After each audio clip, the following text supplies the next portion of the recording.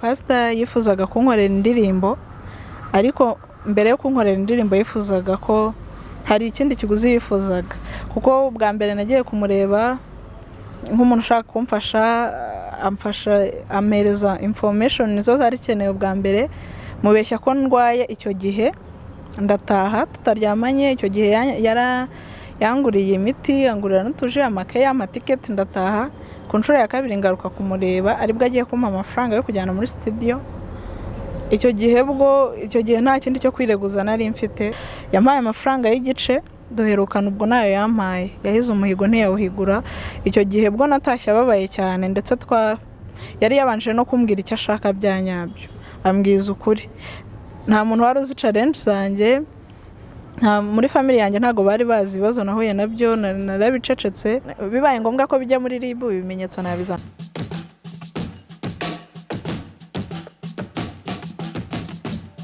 Hello people, nizere ko mumeze neza cyane. Wakoze cyane guhitamo Yawe TV. Dufite website kandi kugeza amakuru yizewe, nayo niwe yawetv.com. Nyuma yo kureba video twashyize kuri YouTube channel yacu Yawe TV, usura na website yacu yawetv.com kugira ngo umenye aho isi bayigiye yerekeza umunsi ku munsi. Umenya amakuru, ikintu cyambere na amakuru, ubeho ufite amakuru. Iyo umaze kumenya amakuru, nta kindi uretse gukora sport, umubiri wawe ukamera neza, ukaba physical fit.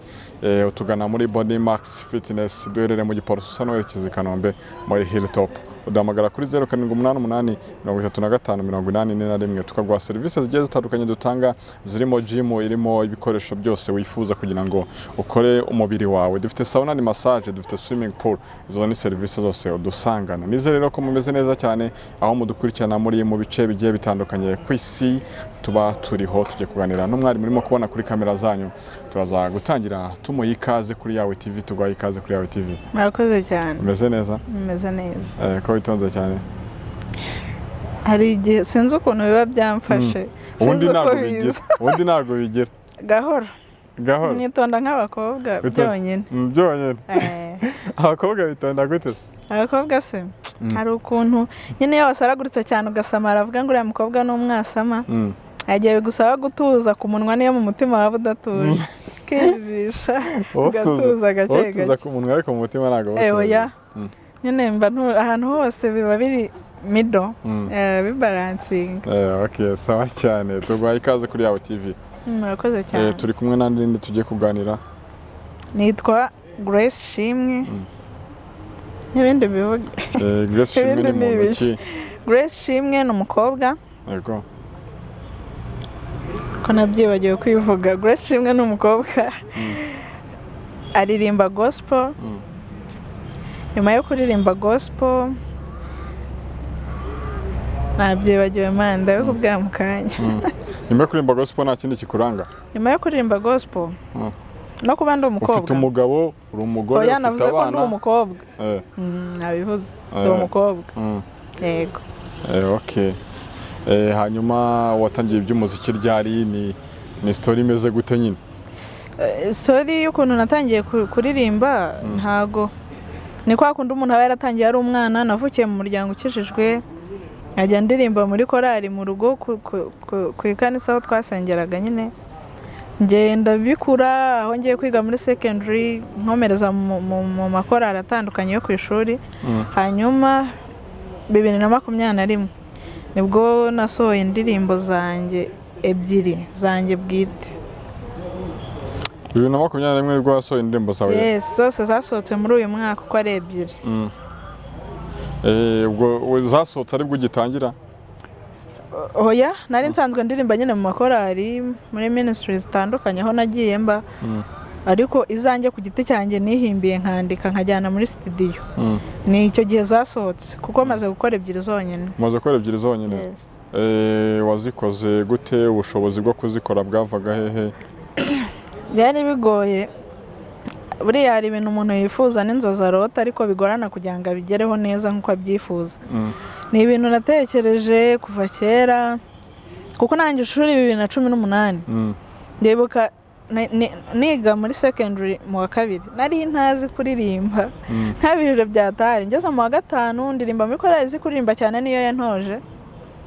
hanyuma ngiye mu wa gatandatu mpinduye ikigo nibwo nageze ahantu nshobora kuririmba nisanzuye kuko habaga korali imwe mu mwanya ndirimba nisanzuye menya ko nshobora kuba naririmba bigakunda abantu bakambwira uririmba neza ndota inzozi zo kuzasohora indirimbo yanjye bwite 2019 nibwo natangiye kaminuza nkajya numva nzabikora mfite n'akazi ariko buriya igihe cyose nako ibintu byose burya biba bikeneye igihe icyo gihe nari mfite ubushobozi bwo kubikora ariko ntago nzi impamvu bitakunze just bigaragara ko nyine yari igihe 2021 nibwo nabonye ubushobozi bwo gukora indirimbo bitari byoroshye cyane ko n'ubu bitoroshye kuko nta video mfite indirimbo ziri audio zifite ama lyrics ziri kuri YouTube ari lyrics ntago byari bigoye cyane nako byari byoroshye cyane ariko kuko nabikundaga numvaga ngomba kugira ibyo nigomwa nkabikora gukora indirimbo audio ebyiri ukomoje ku kantu ka bitari byoroshye cyane nihe mpamvu bitari byoroshye byaje gukunda gute kandi bitoroshye impamvu bitari byoroshye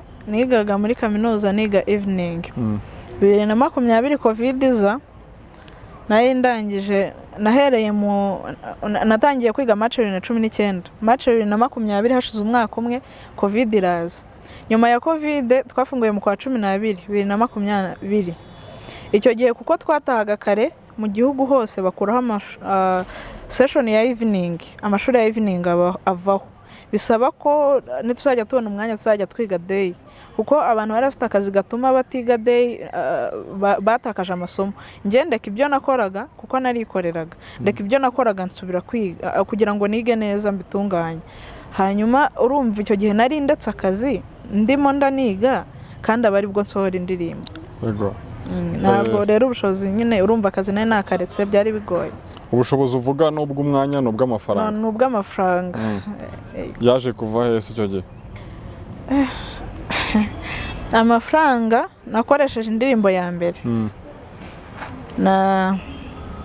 mba mu mushinga witwa Compassion umukoresponda wanjye yanyohereje amafaranga nkuraho amafaranga ya audio kuko nayikoze muri Guma mu Rugo nayikoreye Kayonza ku muproducer witwa Steven arayinkorera irarangira bankorera na lyrics nyishira kuri YouTube hanyuma indirimbo ya kabiri nakoze iyo ntabwo nigeze nyishyura ahubwo yagizwemo uruhare n'abantu babiri bamfashije yego bagufashije mu buhe buryo bw'amafaranga barayigukoreye hari umuntu uwa mbere hari umuntu twari twarahuye nyine w'umupasiteri anyemerera kuzankorera indirimbo yumvishe indirimbo arambwira uririmba neza anyemerera kuzankorera indirimbo niwe wamfashe kuri iyo ndirimbo ya kabiri gusa yaje kwishyura igice ntabwo yayishyuye yose hanyuma umuntu wanyishyuriye amafaranga asigaye kuri ya ndirimbo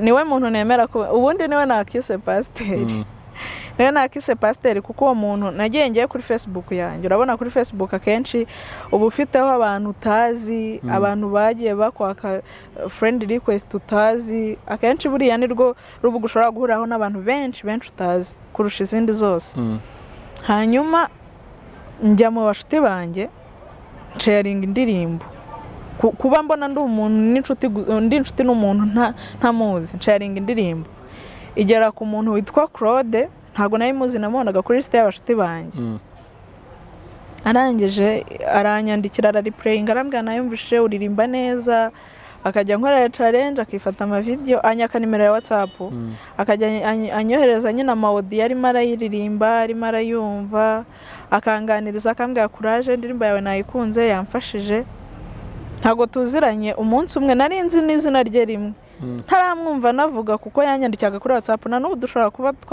tuvugana kuri voice note gusa nta koru zikunda kubaho hagati yanjye nawe kuko ntago tuziranye arambwira hari yubahe ndamubwira arambwira ati uzi ikintu nagufasha mpa nimero yawe ya momo ndebe ko nagufasha gukora indi ndirimbo kubera nari imuzi numvaga ntabyizeye pe mfite kwizera guke ubundi nta nubwo ariko kwaremye bavuga ngo kwizera kwaremye ariko icyo gihe ntabwo ariko kwaremye kuko nari mfite guke cyane ndagenda icyo gihe nta mafaranga nari mfite habe na make nari ndi ku ishuri nyine bisanzwe arangije nyine ndategereza ndituriza ndavuga buriya ari buze kuyohereza ngiye kubona mbona message y'amafaranga ni amafaranga nakabaye narishyuye audio yose niyo wundi atamfasha ayo mafaranga yose nari buyishyure audio byarangahe yanyohereje amafaranga 50,000 kandi nakoreye muri Washa Records kwa Musabwa n'umupianiste abantu benshi baramuzi akunda gucuranga ku Iwacu Films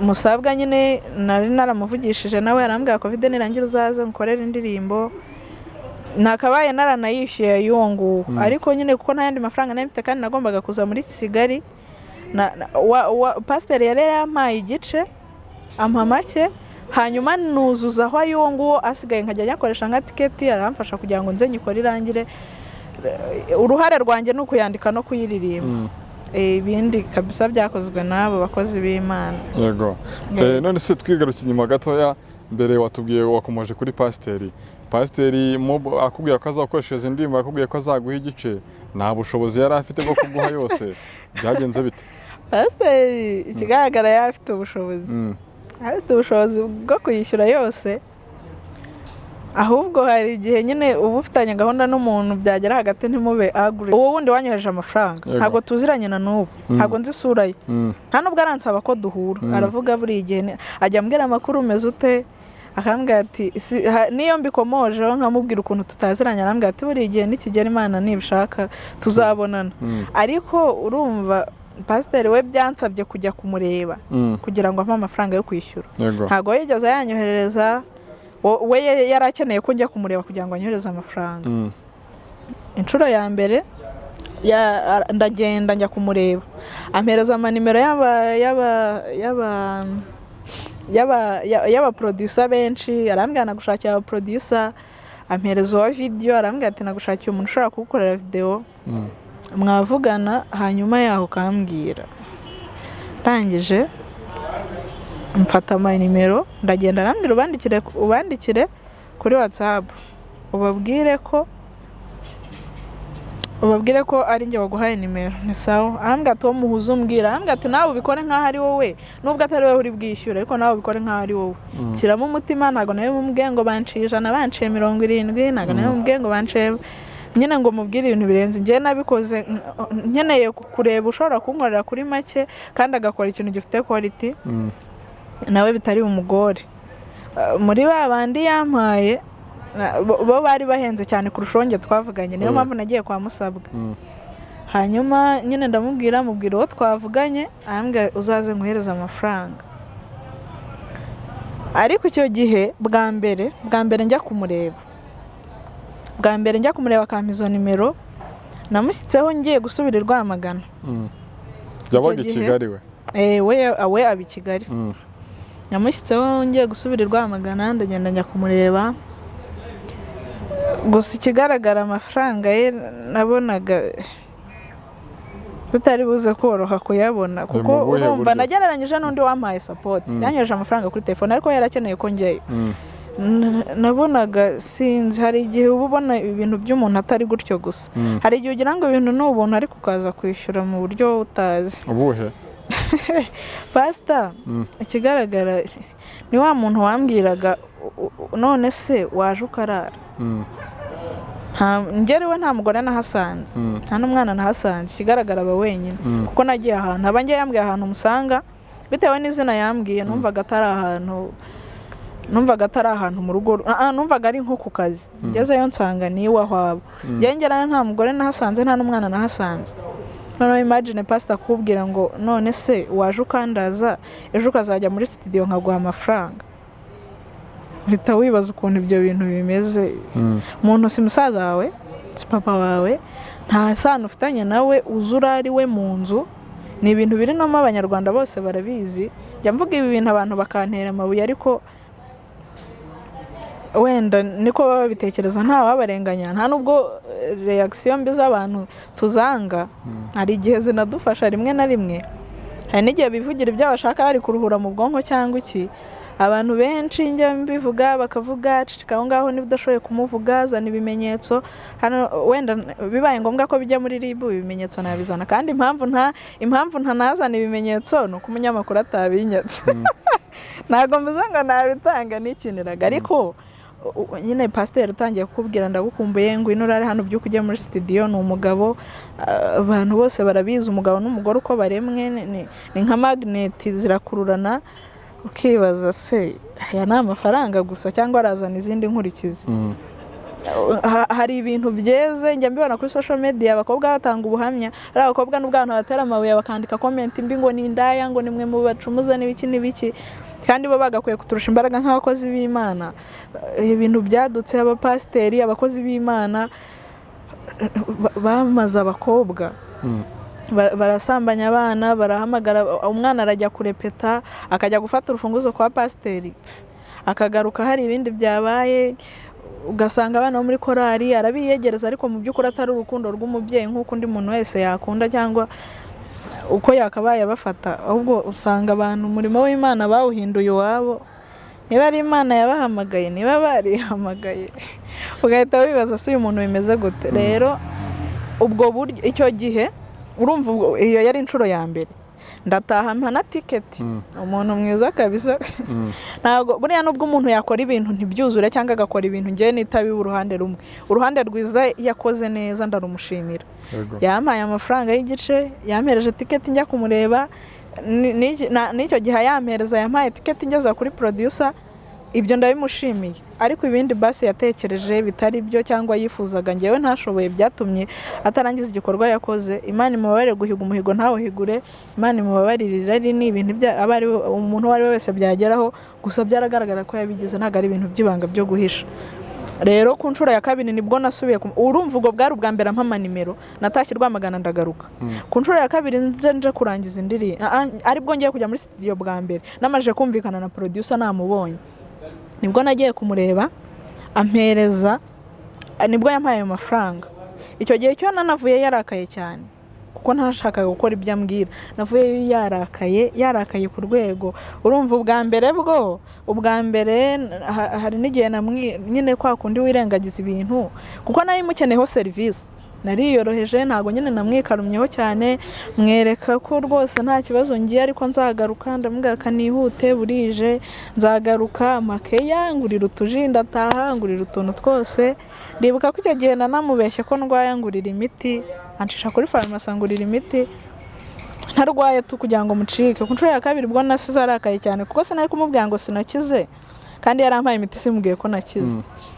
Nyine icyo gihe cyo ngenda narakaye cyane, amafaranga yari yampaye nyafatana isoni, uzi kugira ngo umuntu agwaye amafaranga yagusabye serivisi ntuyimukorere. Icyo gihe yagoye nayateruranye isoni. Icyo gihe yagoye angahe?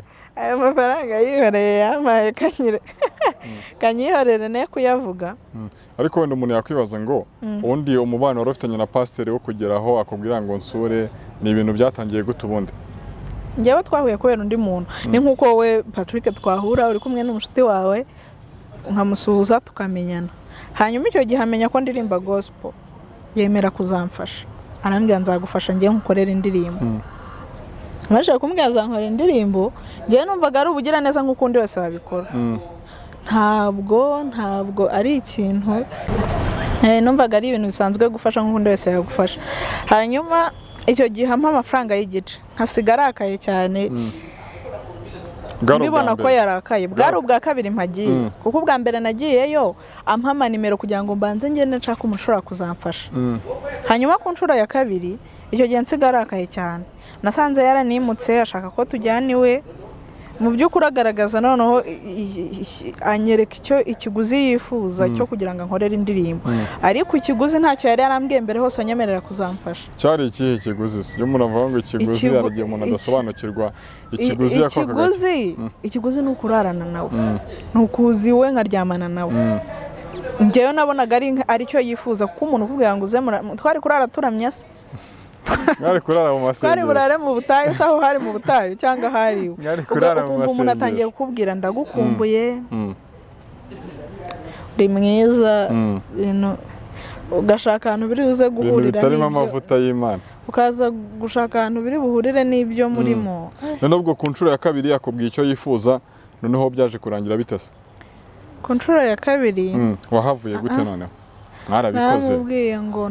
Naramubwiye ngo narebye nsanga gukora audio y'indirimbo atari ikintu gihambaye cyatuma ngewe ubuzima bwanjye mbujyana muri ibyo ngibyo. ndi umukristo ntabwo nizerera mu bantu njye nizerera mu Mana. Imana yampaye ubushobozi bwo gukora, yampaye kado yo gukora indirimbo ya mbere, yari kumpa niyo gukora iya kabiri, zampa n'izindi kado nyinshi bihambaye. Ariko ntago njye numvaga ko ari bwo buryo nacamo kugira ngo mbone gukora indirimbo ya kabiri. Numvaga ahubwo kuko njyeyo nari mfite ibintu bibiri mu mutwe, nari mbizi nkurikije uko yambwiraga nuko yamvugishaga ngwino, hari ikintu natekerezaga ko akeneye. Mu mutwe wanjye nagiye mfitemo utuntu two tubiri, ndi kuvuga ngo arampa amafaranga njye muri studio cyangwa bireke nsubire Rwamagana. Itike nsubize Rwamagana yo nari nyifite ku mufuka. Ibintu byari ibyo bibiri kuko nari mbizi ko ntashobora kubyemera. Ibintu byari bibiri, arampa amafaranga njye muri studio nkuko yabinyemereye, natayama njyewe ndasubira Rwamagana. Nibyo bintu bibiri nazanye. Rero kubinkuramo byari bigore. Noneho yahageze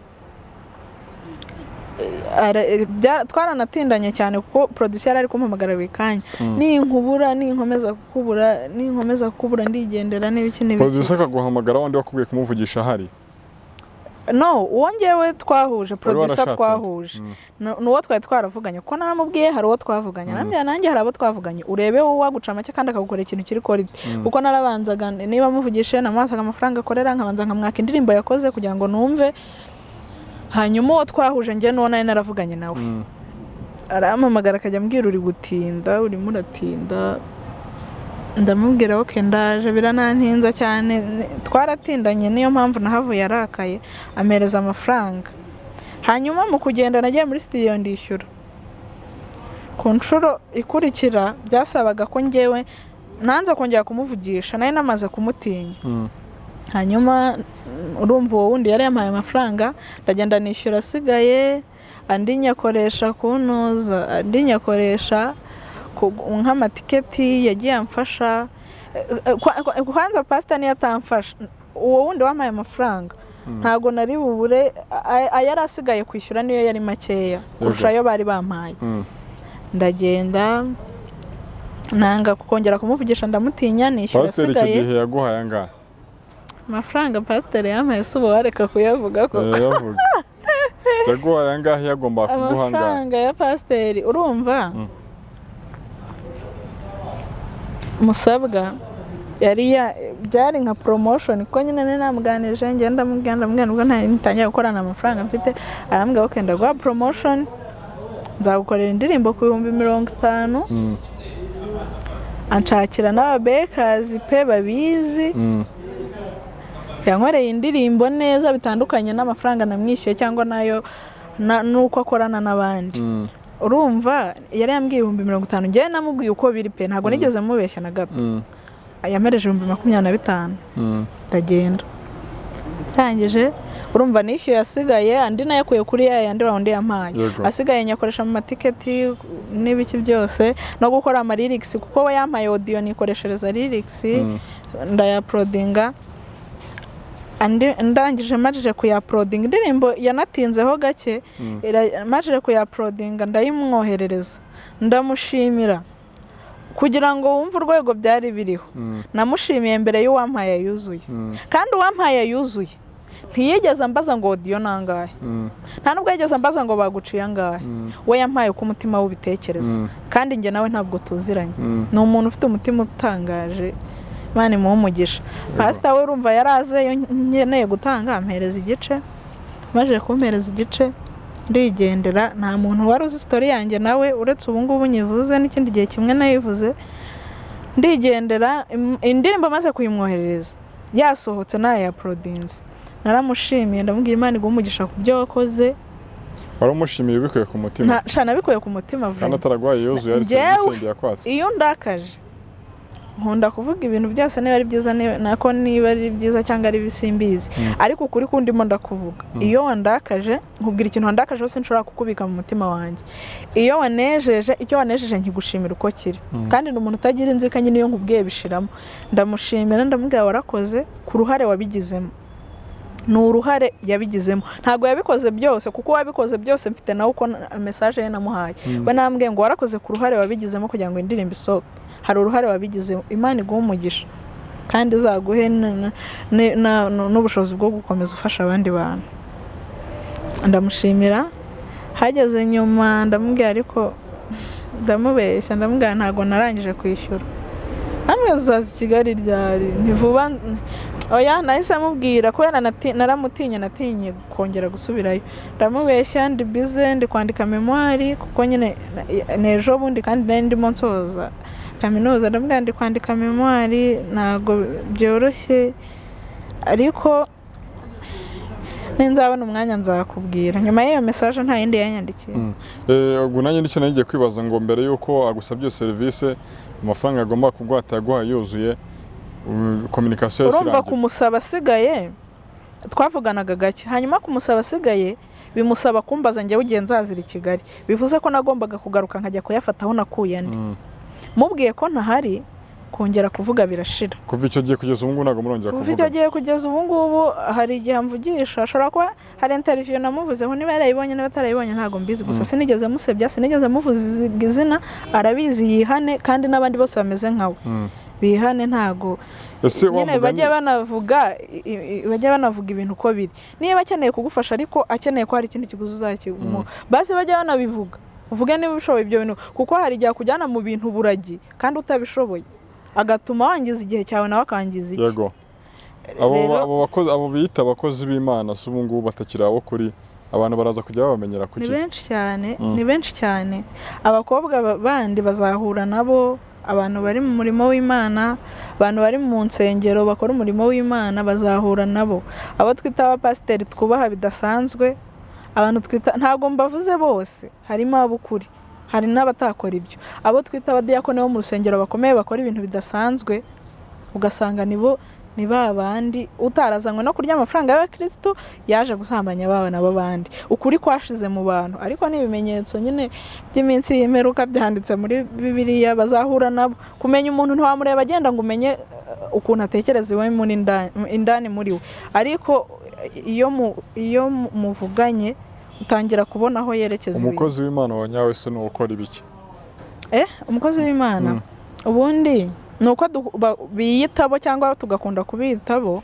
Abantu bakurikira Bibiliya tubwira ko abamwizeye bose yabahaye ububasha bwo kwitwa abana b'Imana. Ubundi abantu bose n'abana b'Imana, ariko hari abantu bavuga ko ari abakozi b'Imana basengera abantu, bakavuga ko ari ba pastor, bakajya bagakora insengero bakazihagararira, nyine bagakora ibikorwa. Urabona church zabaye nyinshi, urazibona n'iziri muri uyu mujyi byonyine zirahagije.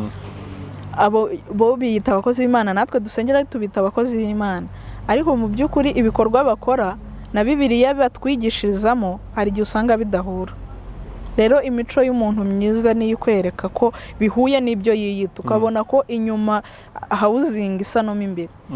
Ni nka cya gikombe kiba cyogeje inyuma, imbere cyarabaye umukara. Iyo mico se nyine ko akenshi babona inyuma, ariko kubera ko umuntu ataraganira nawe akaba atahita abimenya, bazajya babimenya gute se nyine? Uwo ngo gukora ibyo ngibyo yari mu bantu ababwiriza. Ubundi kibi ni ikintu wamenye, muri ikintu utaramenya ntago kikubangamira neza. Niba kwigisha Bibiliya agasoma ibirimo akakubwiriza ugafashwa, hakaba ingeso mbucikaho, cyangwa hakaba ibintu atuma wizera kandi by'ukuri, ntago ukeneye kumenya ko ari umunyakuri cyangwa atari umunyakuri. Igihe ibyo wakora bigufasha, ni urubanza rwazarwibarizwa. Ariko nibiba ngombwa ko hari aho muhurira cyangwa serivisi umukeneye idasanzwe, nibwo uzamenya uwo ari we. Ariko icyo gihe Imana niguha imbaraga zo kumumenya, nawe uzamenya uko utwara wowe, kuko umuntu wese arikunda. Umuntu wikunda rero amenya uko yitwara mu bintu byose agiye gucamo. Izo n'imbogamizi nk'izo wahuye nazo, ni nayo mpamvu ntamuvuga. Hari abantu benshi ashobora kuba yarabereye ikiraro cyo gukizwa, agatuma bakizwa. Hari abantu babwirije bagafashwa bakareka ibyaha. Hari abantu baretse amafuti kubwe. Hari n'abo yasengeye imitima yabo irabohoka cyangwa ibyabo birakoreka. Niyo mpamvu ntamuvuga kugira ngo hatagira bongusha abo yazamuye. Ariko nyine urumva ngiye icyo nari nkubajije, abantu bahura n'izo mbogamizi nk'izo wahuye nazo, ubutumwa bagenera n'ubuhe bahura n'abo pasiteri babaka icya mbere, niba ari abakristo koko, niba uri umukristo wowe mu mutima wawe wumva uri umukristo, wihemukira Kristo uko wamwizeye ukamwemera, menya gukurikiza iby'amategeko ye. Ndumva ari cyo kintu nababwira. Hanyuma uri ku manegeka nawe uhagaze adahagaze, ibyo bikamubaho akananirwa kubyikuramo. Ni imbaraga ze nke ariko akeneye gushaka imbaraga nyinshi. Okay, hanyuma iyo ndirimbo wakoreye yitwaga ngo iki cyo gihe? Iyo ndirimbo ifite amateka menshi yitwa Ituro. Ituro? Yes. Turirimbiraho gake tugana no ku musozo kugira ngo tukureke ugire izindi gahunda y'ibyo. Narindi turo nabona mwami nguhaye umutima wanjye wuzuye indirimbo z'amashimwe uwakire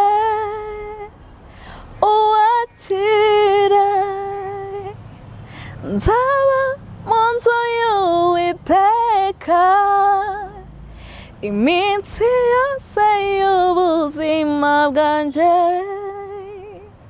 nzavuga gukomera kwawe mwami wanjye iminsi yose yo kubaho kwanjye